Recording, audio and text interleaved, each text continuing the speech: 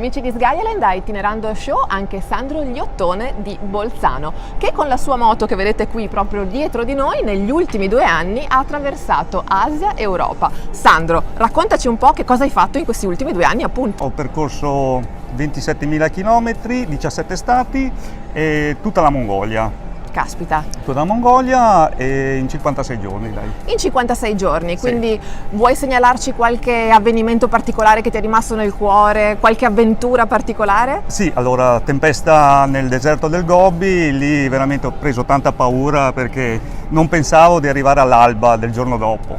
E l'attacco dei cani selvaggi sempre nel deserto del Gobi e lì sono stato veramente fortunato. Ho preso tanta paura, sì, questo è vero. Te la sei vista brutta ma ne sei uscito benissimo. Sì, non c'è da aver paura, la gente lì ti aiuta veramente, non fai tempo a fermarti che arrivano a soccorrerti. E lì veramente la gente è buona, ti offre qualsiasi cosa, quindi lo consiglio a tutti un viaggio così veramente. Merita. Quindi tenete appunto a mente i preziosi consigli di Sandro, che è qui a Itinerando Show per presentare il suo nuovo progetto e la sua nuova avventura. Dove ti porterà la tua 2 ruote?